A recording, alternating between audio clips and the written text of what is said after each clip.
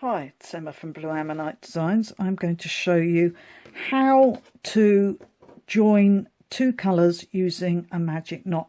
Now, I did this at the beginning of this row when I changed from the green to the purple colour, and as you can see, it's almost impossible to see the join, and there were no ends to weave in.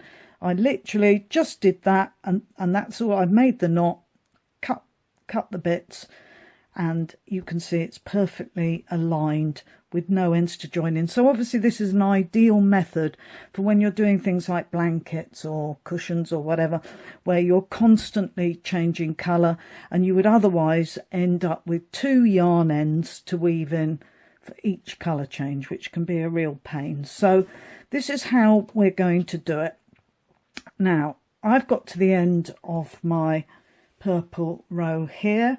I'm going to use this new zingy lime green colour to join in.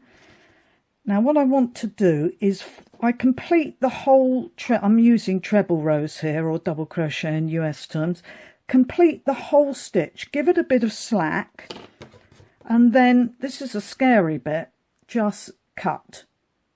Trust me, it will be okay, but the first few times you do this, it is a little bit unnerving. Pull out that end of yarn, and then you're going to also pull out where you form the stitch and just unravel it a bit like that. Now, getting your new colour, bits of yarn everywhere, we're going to perform the magic knot. So what I'm going to do is put it under, over and through. There is a separate video on how to do the magic knot. Now, with the end of the colour you're changing from, you want to position the knot so it's about an inch or maybe 1.5 centimetres in metric terms left of that end. So that's about right, and you don't have to be too accurate, because you can unravel a bit and make your stitch a bit tighter or looser to get it in exactly the right place. So the end of my purple colour is going to be there. Then I'm going to go under, over both yarns and through with my new colour, and that doesn't matter at all where it ends up.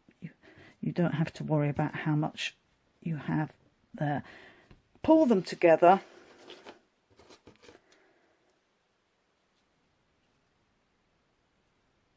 and cut them right off at the knot.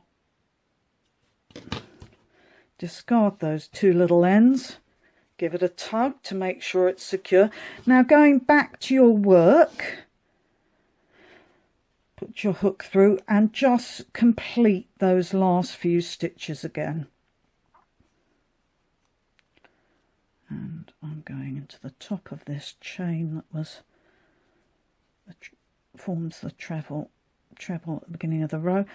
Pull it as I pull it through, what you will see is this should pretty much end up just where we need it. So there's your knot, pull it through, and it's disappeared, and you're ready to start crocheting and carrying on as usual. Let me just do a few stitches and you can see the result.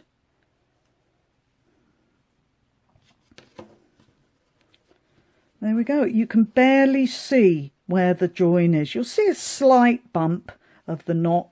I can show it to you on the other end. There it is there, but it's almost invisible, and when you attach a border, as you so often do with blankets, it's going to vanish completely. And this is the easy way to colour change with each row. Now, if you get to, if you find that you're not quite at the right place, you can keep unravelling it and just either working the stitches, say, a bit more loosely or a bit more tightly until you get your knot into just the place you want it. With me it seems to be ending up okay every time, but you can finagle it a little bit to get it exactly where you want. Just keep trying until you find it's perfect, really.